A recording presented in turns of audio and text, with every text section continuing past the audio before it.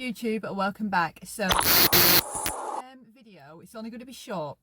I was in CC's chat yesterday and we were having a conversation about Brian Laundrie, and I was mentioning his body language and behavior in the body cam footage, and it was so hard to explain in in text, typing it.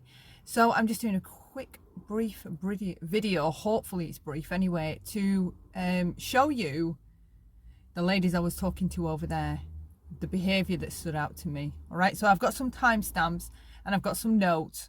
Hopefully this is going to be a 20-minute job, okay, not an hour. So I'm going to get through it as quick as I can, and I'm just going to show you the bits that concerned me in relation to, okay, I think covert narcissists and cluster B type personalities do give themselves away, and they do that by their behavior, and a lot of the time that is because they're mirroring, they're pretending to be normal, healthy people, and that mirroring, especially at times when there's been a crime, they don't have anything to mirror, you see.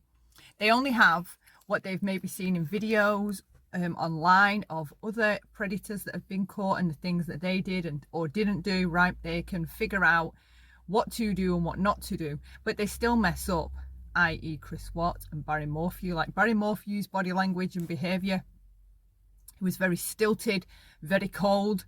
It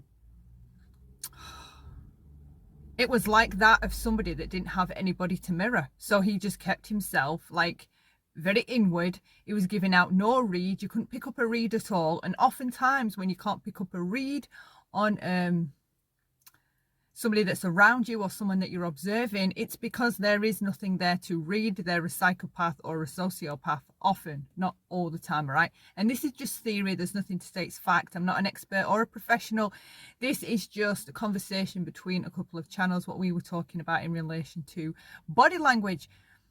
But one of my big things with especially covert narcissists is the way that they mirror in domestic violence type situations, right? They're often known for, should I say, that when the cops show up, if the cops show up after there's been a huge DV blowout happen and cops happen to show up, right, you will find, or cops may find, should I say, that when they get to the place they've been called to, the person that's actually hysterical is the victim, and the abuser is the one that's usually very calm, very together, very seemingly in control, and they're allowing it to look as if the other one is the crazy one, right? It's nothing to do with them. This is just a crazy person, and they've started lashing out at me. We've been arguing, but it's all them, okay? And oftentimes the victim looks the aggressor, okay? And that is because reactive abuse kicks in. Now, when you're in a cycle of DV or in a domestically violent relationship, because of the psychological abuse, and I'm talking more about the coercive control and the covert abuse, all right? The ambient gaslighting, the narcissistic abuse specifically that occurs, which would be the psychological, emotional, financial, mental abuse. It's all invisible to the naked eye. But I believe personally that cops, CPS, teachers, hospitals, family court, I think that they should be taught in narcissistic abuse what red flags to look out for, and how these predators hide, and have the police and often the courts and often the CPS system believe that they are perfectly healthy individuals, and there's nothing wrong. It's totally the other person. They are the victim when really they are the aggressor, right? So I believe I did see mirroring behavior with Brian Laundrie. And I'm going to point out to you doing this reaction thing. I've not done it before on this phone, where it's playing at the same time. I'm going to see how it goes. And I'm going to point out some instances that to me stood out of a covert predator. This is not fact again, okay? This is just some talking points that I had with another channel yesterday and a couple of us in chat. So this is just a brief video just talking about these behaviors, because police often get fooled and manipulated, right? Judges often get fooled and manipulated. CPS courts often get fooled and manipulated. And I think with better training or specific training on narcissistic abuse, the less these predators are going to get away with what it is they're doing. Like, you only need to follow the news or the online channels to notice how many children are found killed, right, by their parent or caregiver, or the parents let the boyfriend abuse their own child. And you only need to look at the rate of DV, domestic abuse. They are astronomically high. And education is key. Spotting or knowing to look for certain things, I think, is key in clamping down on these predators and actually putting the right measures in place to stop them getting away with it. So anyway, I'm going to just pause you a second and find my first time stamp. So, hang on. I don't even think I can pause you. Hyperventilation. She's saying that they don't drink, but at the point where you let them up. They don't drink or anything. I was yelling at him, and then when you started doing that, I like got up and started like this. Right there, we hear her taking accountability and being responsible and mentioning what she did. All right, she's mentioning what she did. You can tell she's still upset, you know, by her body language, the sound of her voice. She's still heavily upset. I'm sorry, I wrote that down. Yeah.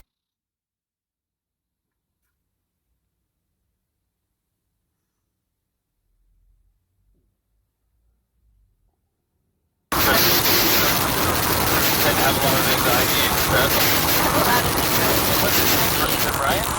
He's usually pretty patient.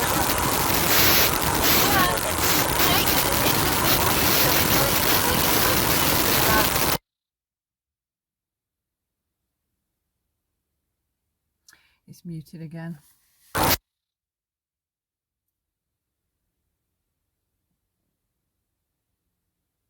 Way of taking my anxiety and bringing it down.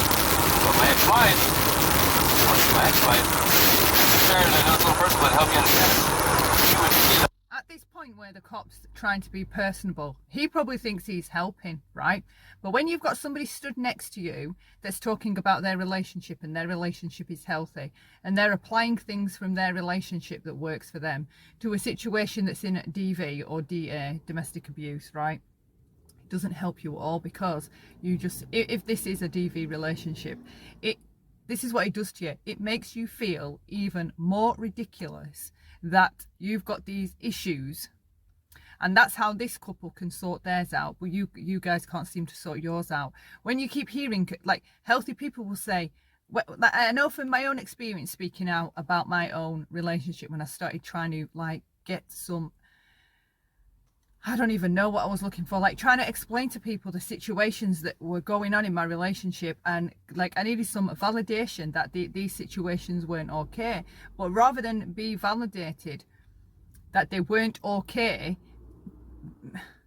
friends maybe thinking that they're helping just gave me examples from their relationships and the things that they did, right? But I was being abused. You're not. You're in a healthy relationship. I'm being abused. Obviously, I didn't see that then. So, but this for me, where the cop is talking to her about his own relationship and the dynamics between his wife and his anxiety levels, I don't think he should have done that. I do not. He does not know on first glance. This is the first time meeting this couple, and he does not know that their relationship is healthy. And I don't mean it offensively. I know that they're only young, and she's especially young, right? But if you start listening to what was going on in this argument that those two were having, that was not okay. He has got injuries on him, right? He's got nail marks on him. She was clearly clawing at something for some reason, whatever that was, right? Whether she was trying to, he was abusing her emotionally and she was lashing out physically, and it was a case of reactive abuse, because we know, right, narcissists, covert abusers, predators, psychopaths, that's what they do. They're very careful most of the time, not all of the time, but a lot of the time in the relationship. They don't just have a fight with you and hit you, right? They will start a fight, engineer a fight, and push you so that you hit them, so that you lash out, okay? And then they may take it upon themselves to lash out at you, using the excuse that you hit them first and they're protecting themselves, or they have a right to hit you back because you hit them. So this part where he's giving her his relationship advice, I think he should have left that bit out.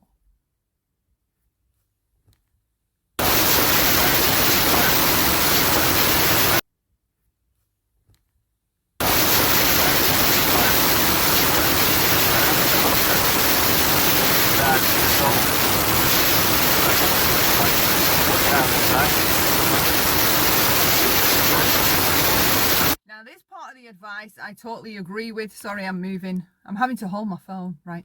That part of the advice I agree with, where he's saying, you know, you've got to look at how much destruction that just this anxiety from you and him, if you're claiming it's anxiety on both parts, look at the disaster it's actually led you into, because this is a bit of a huge kind of situation to end up in, only over a case of anxiety. All right, so that part of the advice is spot on. Yeah. We're not here to well, you never did the first time. Let's see what's right. We're not here to be mean. Well, you never did the first time.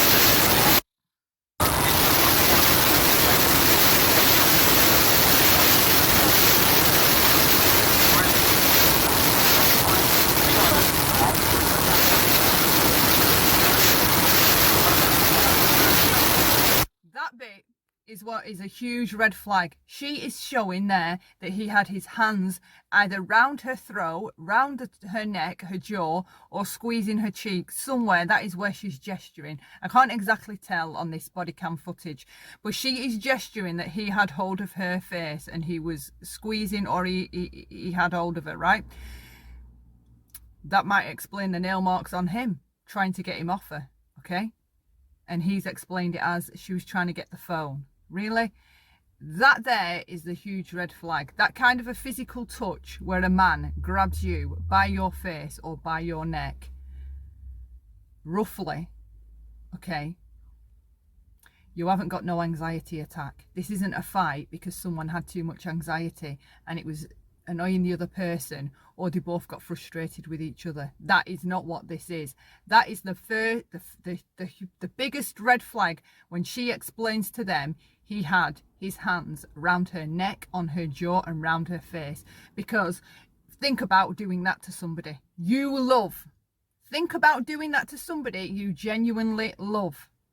You can't keep your hands to yourself. You have to physically hurt them, and he chose to do it round her face, round the top of her neck, round there. She's showing that he had hold of her like that. That, I'm sorry, no healthy man in the middle of a right, no healthy man having a brief to do about you being too OCD and too anxious is grabbing you round your face, round your jaw, squeezing your cheeks, doing anything like that.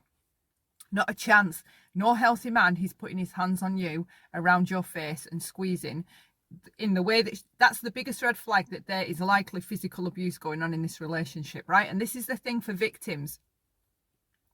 If a man is touching you in that way, that does not bode well for future, all right? They don't start off hitting, okay? It doesn't start off as hitting. And a lot of the time, there will be shoving. There will be that. My ex used to do that. I can remember him having his hands around my throat a couple of times. And because up against a wall, and because it's not a hit or a smack or kicking you around the floor, you think it isn't DV. You think it's just an argument, right? And they just get a bit mad and they won't do it again because they say, you know, I'm sorry, I won't do it again. This is how DV often shows up. People have this idea of DV that it's being beaten almost to death repeatedly, right, over a long period of time. This, what she's showing there, that's often how it is for years at a time. Okay, I know it was for me, and I know it has been for other people in a narcissistically abusive relationship. There's not necessarily lots of punching, right? But there's putting your hands on, them putting their hands on you, roughly, aggressively, and that putting the hand around your face. For another person to do that to you, there is some serious disdain, hatred, and rage, all right, for them to do that gesture around there and squeeze, right? Someone's really fucking pissed if that's what they're doing, all right? All just in my opinion, of course, and I'm not a professional, I'll remind you again.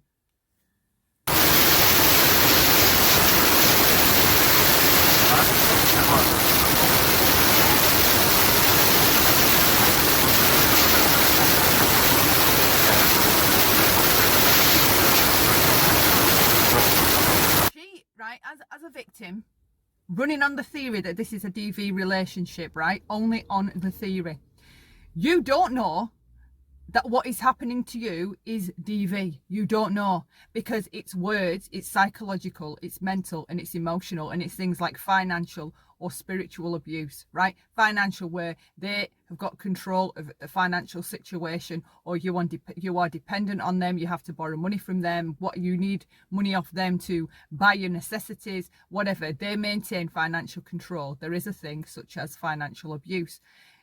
DV often shows up in these types of ways, and for me, just knowing that he had his hands round her face in a way that she describes was one of the biggest indicators to me that there's more to this than just an anxiety, a fight because somebody's anxiety got too out of control. Like, think about it. When you're having an anxiety attack, if you're with somebody that loves you and cares about you and you're having horrendous anxiety, okay, that person will usually be amenable,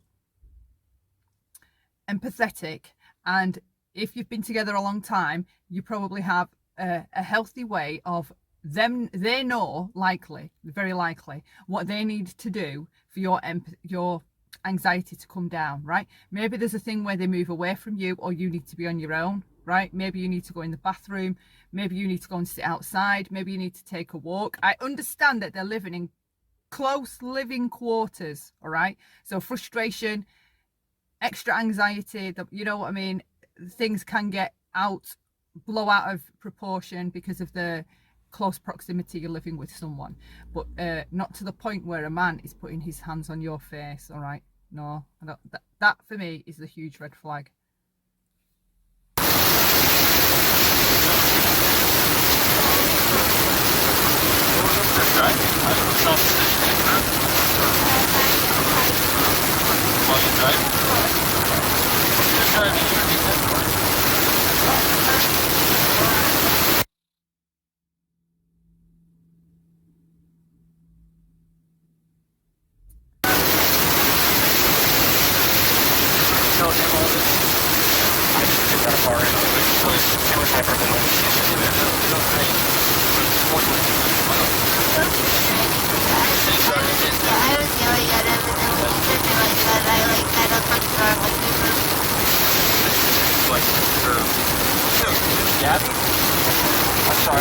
So she knocked his arms and she gestures that she knocked it twice.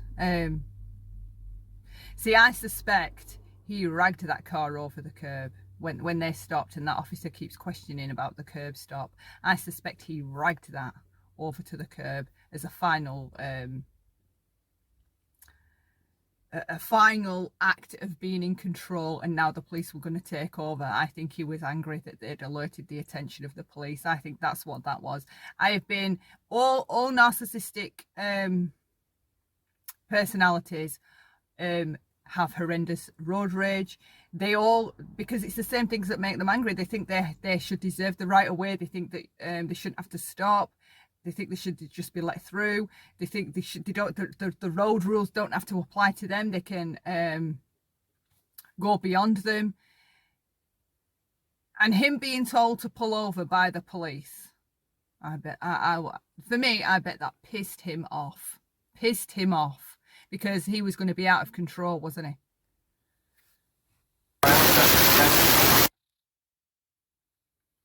Right, next timestamp I need to try and find. 12.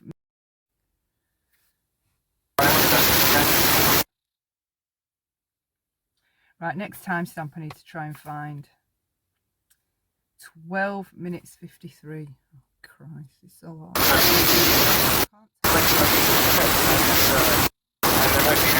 I think that our little shop has started because we were hanging out at the coffee shop, and when we got back to the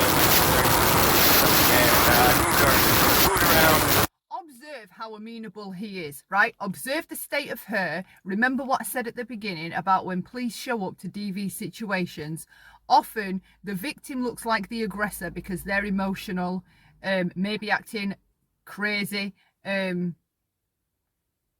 emotional, okay? They're a wreck. And often they are perceived to be the aggressor because the actual abuser is calm, collected, answering the questions, and not doing a thing wrong. You know, I mean, this woman, she just started acting crazy out of nowhere. All right, she just started acting crazy. So notice how amenable he is. This has obviously just been a high conflict, high stressful interaction. He had scratches on his body, and we know from Gabby that he had his hands either round her jaw, the top of her neck, throat, round her face in some way, right? Now, to be doing that, to grab hold of someone like that around the face, okay, think about what feelings, what depth of the feelings it takes for you to do that, right? This wasn't to my mind, and only in my opinion, this wasn't no little bit of a disagreement because somebody had too much anxiety and was acting out, all right? He has got scratches on his body. He's got scratches on his body. And she said he had his hands around her throat and he was squeezing, or around her face, right? And watch how he is, completely calm, amenable, chilled out, explaining what happened like there's absolutely not a thing wrong with him, right? And this has just been, you can see the state of her, right? You can see the state of her, and he's not upset one bit, right? Now, look, again, right? This is only kind of speculation or my own thoughts and my own opinions on what I think. And for me, it's about what's not there. I'm moving the camera, sorry. It's about what's not there. And there is no annoyance. Like, I cannot even believe that you guys have been called. This is just nothing. I'm sorry. We were arguing. Right? He is too calm, friendly. He is smiling and laughing. And in the meantime, his girlfriend, the love of his life, is in the back of a police car, highly emotional, right? She keeps sobbing, breaking down into tears. She's taking all the accountability and blame and putting it on herself. You know, it's my fault, I have OCD. And this guy here, would you not expect to see, if he was a healthy guy and this was just an anxiety attack, I'm sure a healthy guy would have some slight annoyance that this time this anxiety attack escalated into this and now the police are involved. Wouldn't they not? Would he not be even just a tiny bit annoyed that this has happened? But instead, I think we see mirroring behaviour. He's watching those cops. He's observing those cops. He's observing what kind of, how they're going to play this, right? He's observing how they're going to play this. And then once he spots one that kind of gives him something, gives him a bit of his personality to go off. And that's when he starts the mirroring. He becomes so amenable and friendly. And I think he's mirroring those other cops, okay? He's not being a true personality.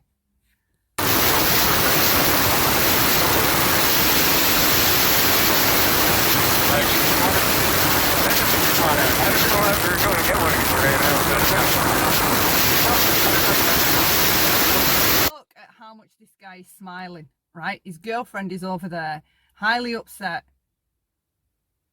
Is she okay? Is she okay? Nothing. He is too busy flattering these coppers. That's what he's doing.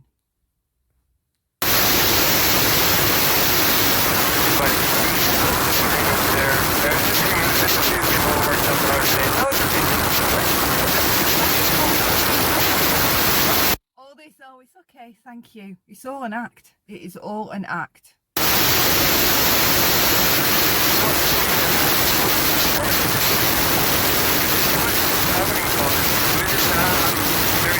I wouldn't even call it a disagreement. He has got scratches and wounds on his body. She had to fight and struggle to get into the vehicle. She's over there highly emotional and terribly upset, saying that he had his hands round her face. And here you have him saying I wouldn't say this was even a disagreement, right? Because a narcissistic type personality is always trying to present a perfect image, okay? And that's where I think this steps in, because he doesn't want it to be portrayed as even a disagreement. It was nothing, all right? Everything's fine. Really, really, sir, really, because you've got a few scratches in numerous places on your body. Your girlfriend is over there, heavily upset, right? On the phone at some point, I assume to a mother and a family. It's that bad, right? The police have showed up. Somebody has seen you struggling somewhere, right? Somebody else has reported seeing you hit her, okay? She had to force her way into the vehicle. And this guy's words are, I wouldn't even say it was a disagreement. I am telling you now, this guy is fawning. Do you know what fawning behavior is? It's where you're appeasing the person that you're around, right? Typically someone more in a position of authority. So when an officer would approach me, right, I'd probably start to fawn. I'd be like, yes, anything I can do, yes, you know, take what you need to see, right? We start this fawning behavior. But manipulators, when they're mirroring, they do this fawning behavior as well. They fawn, they pretend to be, you know, amenable, charming, there's nothing wrong, yes, you can have whatever you want, no, I don't want to push you to any trouble. And that's the act. That's the act.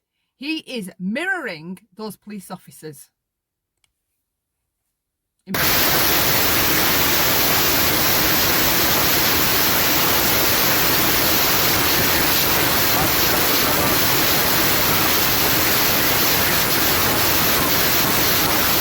Into details that are just irrelevant because he doesn't know what else to say, because he's lying, right? He's making it up as he go. He is now bringing into this place where they were earlier on, okay? Because he can't tell the truth. He can't tell the truth about what was going on, in my humble opinion. So he starts talking. He needs to fill the time up with something, okay? Because if we're going off that he's a toxic person, like a covert narcissistic type person, how can I explain it? He's just coming up with things to say, okay? Things to, again, because they're pretending to be a normal person, right? He wants to lay out, you know, we've had a fine morning, this happened, she got a bit annoyed because my feet are smelling, or I'm a bit dirty, my feet are a bit dirty, I've got sand in my flip-flops, little things are annoying her. It's all fucking bullshit. All lies.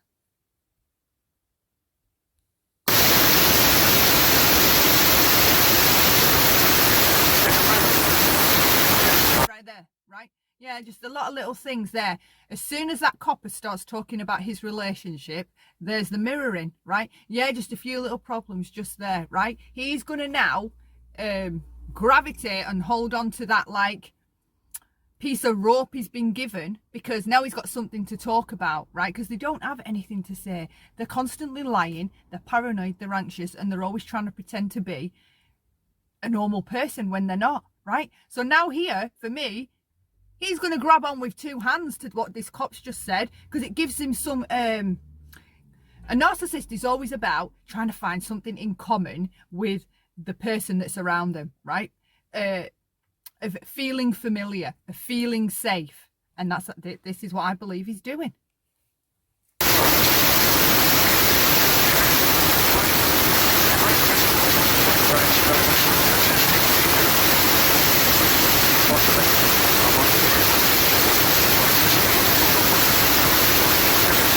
Right, so it didn't get physical until I said, let's both go for a walk. I will lock the van up. I will go this way and you will go that way. Okay. So we've seen how upset she was, and we've seen the marks on his body, right?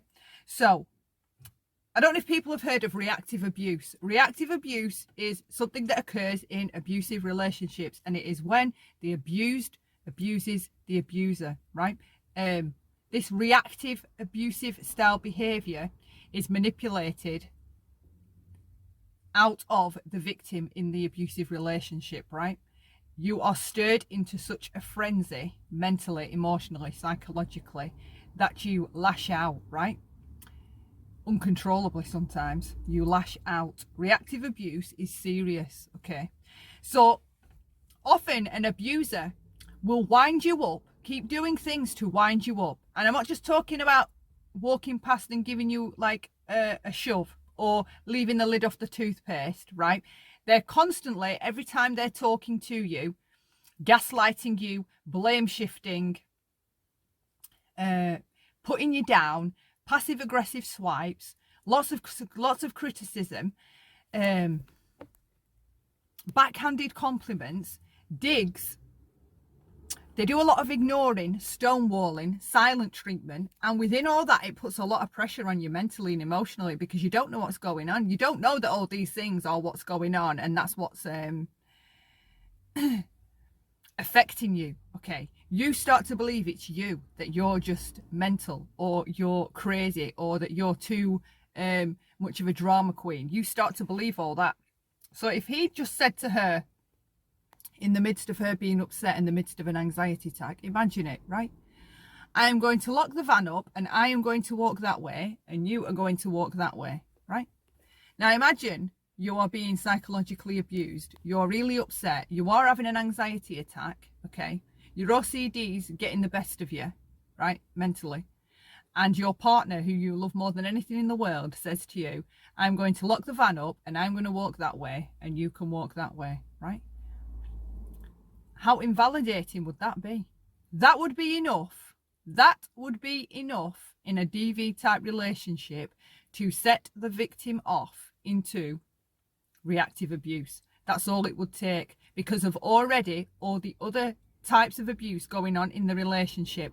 Invalidation is one way that abusers work beautifully, right? They play the invalidating game, and I cannot explain it to you how severe or how it twists you up inside and hurts you more than anything else in the world, this invalidation that abusers play.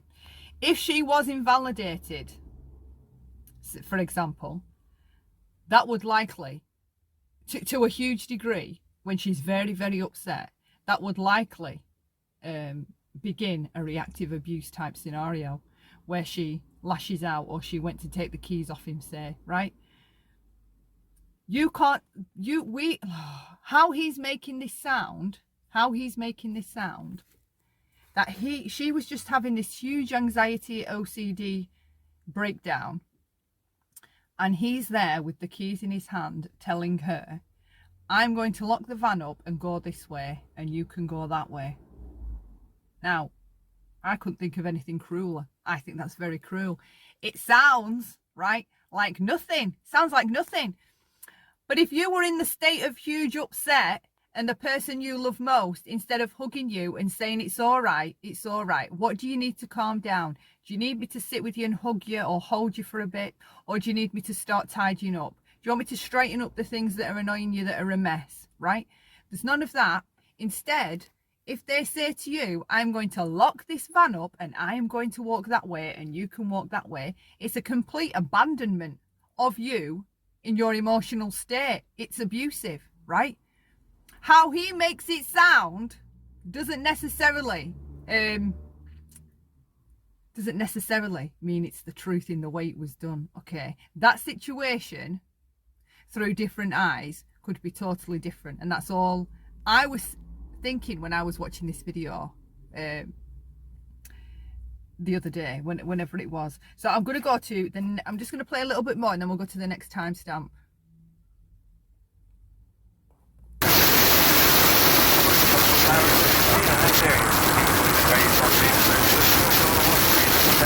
See, look how chilled he is, talking about different areas, right? He is mirroring that cop. I cannot prove it and I am open to being wrong, but I swear he's mirroring that cop. Play.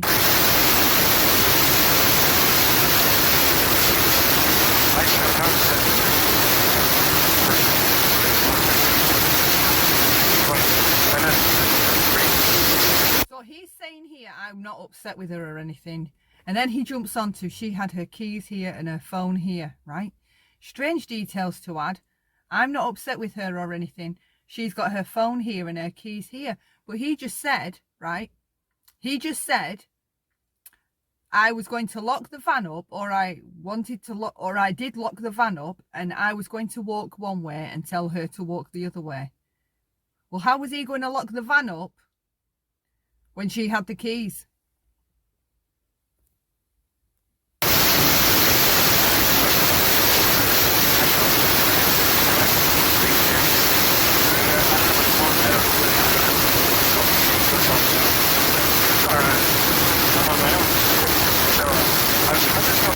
So what difference does it make then? Because if she had the keys, she's the woman, and I believe it's her van. But he wanted to have the keys.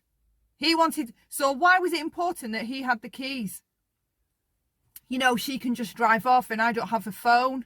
Right, well, clearly he does have a phone, because at the end, we hear her saying, you know, tell him don't forget his charger. There is something off with this guy. I'm telling you now.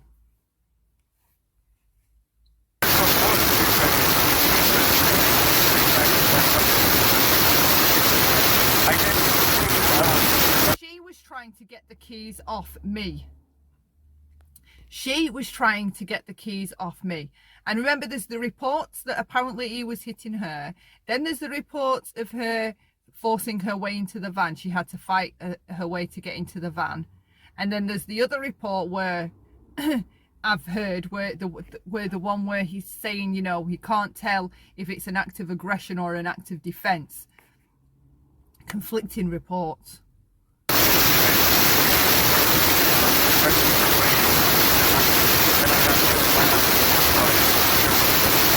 So I was just trying to keep her away, and then I got really loud.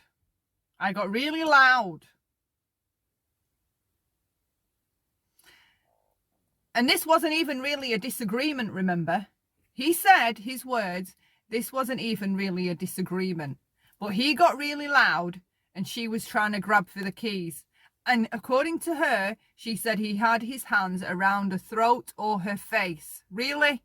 Really? He's a fucking liar. In my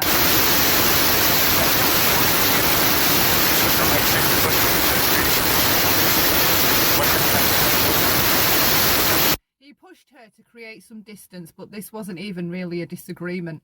And he had to get loud. He has marks on his body. He wanted the keys for some reason.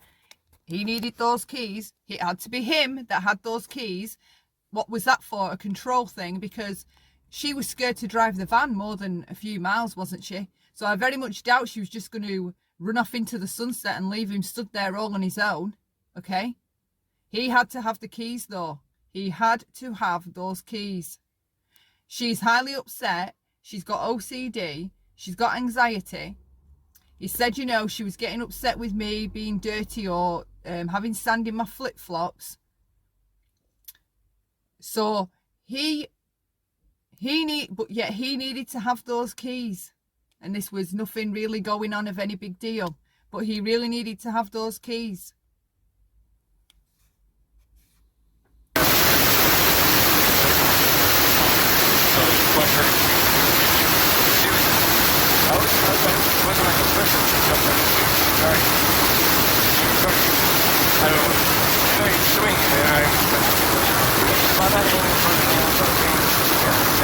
It's too much laughing and smiling and being amenable and appeasing to these coppers for my liking. They aren't the actions of a healthy male, right? Because a healthy male wouldn't, I don't believe a healthy male would be giving it all that. I know there's cops. I know they're cops, and we all act slightly different when a cop shows up, right? I mean, you see him behind you and you fucking drive different, right? You see a cop, and I mean, if you're like me, I mean, I just start thinking of all the things I maybe need to confess to that I haven't even done, right? They make me nervous on sight. So I can understand nerves. I can understand acting, not how you would normally act if it was just a normal person. We do act differently around cops. I am taking that into consideration. But all this appeasing, being so amenable, the constant smile and laughing and jovial behaviour he demonstrates, right? This is why I think it's mirroring, because I have nothing to prove it with, right? But covert narcissists especially, this is how they are. I have experience with these characters when the police show up, and how they change and become this beautifully kind, amenable. Oh my God, you just won't believe it. It's like night and day. I have been on the other end of this type of behaviour after having to call the police, and he manipulated the cops. He manipulated the cops that everything was completely fine and I was just acting crazy, right?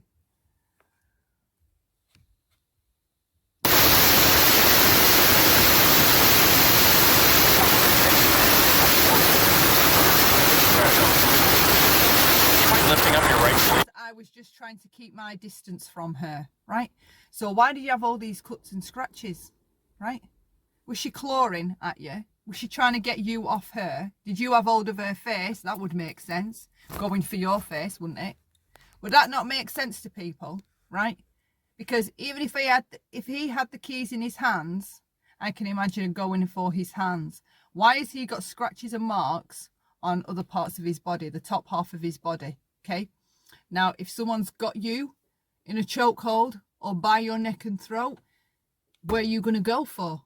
You're going to go for their hands to try and get them off you, or you're going to go for their face, right? You could try and go for their face. If you can't, where else are you going to go? In a fight or flight response state. That makes more sense to me than apparently he just has hold of these keys in his hand or in his pocket and she's making swipes for his face and he's got his arms out trying to keep her away from him. If he had his arms out trying to keep her away from him, wouldn't the scratches be on the top half of his arms more than round his face and neck? If he's got his arms out trying to keep her back, right, and he's got nothing in his hands, surely he'd have been able to hold it. I don't know. I think he had, I do believe her. He had his hands around her throat, face or neck. And that's probably where he got scratched. In my opinion.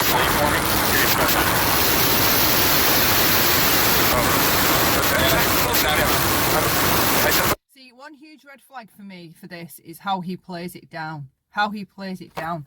He doesn't, I don't know, he just plays it down like it was nothing. You hear him say, I wouldn't even call this a disagreement. Really? Well, what would you call it then? What would you call it? What would you call it? You've got physical marks on your body. She's in her state. The police, somebody witnessed you both and felt it necessary because it was that bad that what they witnessed, the police needed to be called.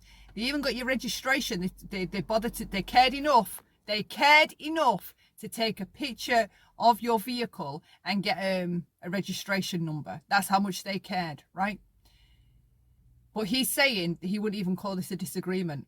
That's a huge red flag. Her saying about this around her throat, him saying he wouldn't even call it a disagreement, the amount of smiling and laughing he's doing because he's trying to act normal, right? And somebody trying to act normal would be smiling and being amenable. But what he's missing is, if he is a narcissistic type person, in this type of a situation, a healthy person wouldn't be doing those things. He's doing those things because he's trying to be healthy, right? He doesn't know how to act when you're guilty, but trying to pretend you're innocent. He's overplaying it, okay? It's not just because of nerves. He's nervous for different reasons because now there's a log of this assault that happened. Now there's a log of it, okay? And who knows now what is going to happen because they've been told they have to stay separated. And he didn't like being told, in my humble opinion, if she replies to you, she could get charged. She could get into serious trouble even if she replies to you, even if you message her first, right? Now, I know that ended up getting changed and the cop ended up driving him to that hotel and, you know, so she didn't get something on her record, which I thought that side was fair, but because she is young. But I think something sinister was going on. And even though I wish cops had more awareness and training on narcissistic abuse in particular, and how DV abusers present when cops show up to a scene, for example, and the lengths they'll go to, like, to understand the manipulation and calculation level, and to not just believe that the one acting crazy on scene is the actual abuser or aggressor. I don't know what else they could have done differently. I wouldn't have wanted her to get a charge on her sheet just because of this. But something happened after that night, I think. Something happened. Either she said maybe we should take a break, because maybe something that cop said rang true for her. You know, if you've got anxiety and he's got anxiety, look at what it does when you're together. The states that now you're getting into, that police are having to be called. People are calling the police on you because you seem, both of you, you know, it seems very volatile, or that there's something else serious going on. I don't know necessarily what else cops could have done, but I think they could have been able to ask better questions to Gabby to really uncover what the situation was. Because a man just doesn't put his hands aggressively around your face when you have anxiety. So remember, she had anxiety and she was having an anxiety attack, and he had his hands around her face like this. Okay, that does not sound okay. Huge red flag. So where is my next timestamp? Oh, so I believe that he says at some point he locked her out of the car, the van, and he'd hung her backpack on the back, right? And she'd fought to get in that car. Now tell me what loving, caring, healthy partner would have you have to go through that just to get back in your own vehicle. Even if you were in an anxious, highly emotional state, right? Why couldn't he, you know, just be like, do you know what? I'm going to leave you. I'm going to come back in a bit, okay? If this was her being too fed up with him, say, and him having dirty this and dirty that. You know, do you want me to go out of your way while you tidy it up, right? Why was he locking her out of her own vehicle? And then he says again, I wouldn't even call this a disagreement. What? She had to force her way in through the driver's side door, I believe, claw her way back in, okay, to get back in her own vehicle. Why would she be acting so, like,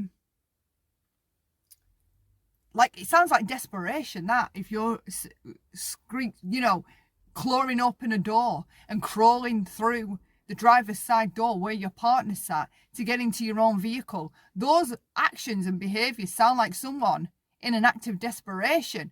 They were desperate to get back in. So why were they so desperate to get in that vehicle? Had he done what I suggested, you know, put out there a bit ago, where I was talking about the invalidation thing and how an abusive partner will invalidate you. They will get you so upset, or you will be so upset. Say your mother's died, your mother's had a heart attack, your pet's died. At any time you need your partner, if they're a narcissist or other toxic individual, they will make sure to withhold what you need. So if you need attention, if you need affection, if you need love, if you need some consideration, if you need some patience, if you need some affection, if you need someone to talk to, if you need someone to take over doing the household chores for a few days because you're in a state of distress, they will make a point not to do it. They will invalidate you. That's what they seek to do. At any time you need them, they will make a point not to be there, okay? So was he trying to abandon her there? Because they do play them abandoning tricks as well, where they'll disappear or they'll lock you out. I mean, I was locked out of my own house once with my children upstairs in bed. Locked me out of my own house. Wouldn't let me back in, okay? Why was he locking her out of that van? Why would you want to leave a highly emotional woman in the middle of nowhere, a place she doesn't know, while you sit in the van or drive off in the van with, you know, all your home in the boot? Her home's in the boot as well, but you're going to drive off and leave her somewhere and claim that's going to calm her down. Now, come on, women, right? That is not going to calm you down. And a healthy man would know that is not going to... Driving off and abandoning and deserting you in a place that you are unfamiliar with and they've got everything in the back of that van, and you don't know when they're coming back, right? No, abusers pull that shit. Abusers pull that shit. And the way that she clawed her way back into that car, you know what it screams to me? She was in a PTSD state, and she was hauling ass to get back in there because she was terrified she was going to be abandoned there or left there, deserted there or something. No woman just acts crazy for nothing. I'm telling you now. And neither do men. No man does either. Yeah, so I think if cops knew the right questions to ask in these types of situations, they'd have been able to possibly figure out that maybe there was some manipulation. But again, what are you going to do? He can't tell. They can't tell a young girl. There seems to be some red flags in your relationship. I suggest you break up with this person. What are you supposed to do? I'm just reading my other points. Him saying you need to calm down, there is nothing worse. Everybody knows it. There is nothing worse than when you're highly upset, somebody is saying to you, you need to calm down. You need to calm down, right? And it's one of the most invalidating things you can say to somebody. That's why often there is a huge emotional reaction when you say to somebody, you need to calm down, when they're really upset, right? Overly upset. There's a reason you often get a volatile response when you say those words, you need to calm down, right? We all know, don't we, that one of the worst things to say to a woman when she's really upset is, you need to calm down. Because what usually happens, she probably blows up bigger. And it's because the statement is highly invalidating. It kickstarts an emotional reaction. You get an emotional reaction. The person's already emotional. You say something shitty like that, guaranteed, and manipulators know how to get the best reactions out of you. They know how to invalidate us, right? They know how to invalidate us so calculatingly. You don't even realize that that's what's going on, okay? You keep blaming yourself for being more upset. You keep blaming yourself.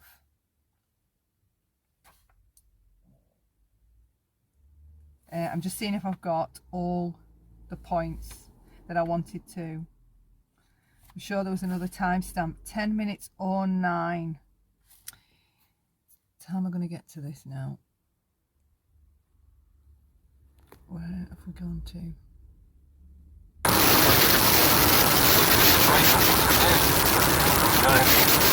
we're not here.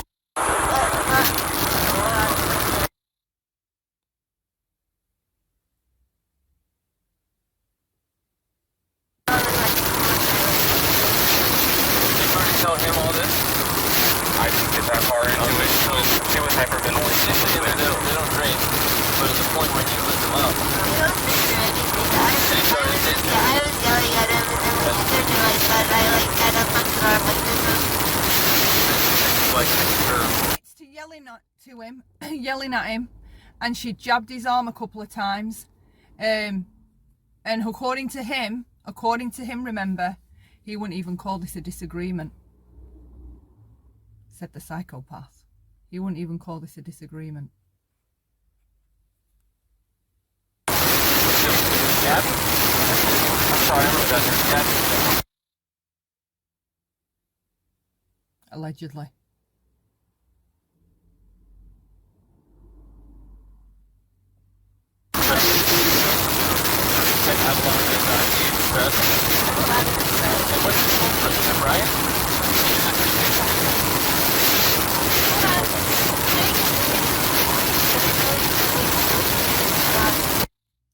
He gets frustrated with me a lot. Yeah, she says yeah, but he gets frustrated with me a lot. Really? So he's this calm, cool, amenable guy that we see mirroring the cops in further along in this video, right? Patient guy, kind, caring guy. But she says there, he gets frustrated with her a lot, with her anxiety, okay? See, abusers, your problems, like my depression or my anxiety or my CPTSD, okay, rather than them support you through it and love you through it, they make you feel as though you must be extra grateful that they put up with you alongside that illness, right? And they let you know when your illness does show up, or there's instances of your illness, just affecting things, and they will let you know how they will act. Do you know when somebody's impatient with you, really impatient, or because they're all about gaslighting. So they gaslight you that yes, they understand what's wrong with you, but they're constantly gaslighting you while they're saying that how you have this illness is so over the top, so dramatic, really out there. Like, it puts too much pressure on them. They're putting up with a lot, putting up with you. So you're always apologetic. You're always apologetic for having the illness that you have. And at the beginning of this body cam footage, she is so apologetic. I have OCD, and sometimes I can't remember if I wrote her actual words down. She's very apologetic about what's wrong with her, that she has anxiety and OCD. But the whole time, the abuser is playing on your illnesses, your psychological illnesses, and they're exacerbating them, and you don't realize your issues start getting worse because you're being psychologically abused, you're being criticized. They do things like they're stonewalling you, or they're in a mood with you, or they're acting like you're being, here she goes again. Like, they give it lots of that. Those are like covert digs. Oh, here she goes again. Oh my God, are you right again? Or they'll see you starting to get upset, and they'll just fucking make sure to walk off and just abandon you, right? Like, you're driving them insane. They can't cope with it. Oh, they're fed up with it for today. It doesn't matter if your last episode was two months ago.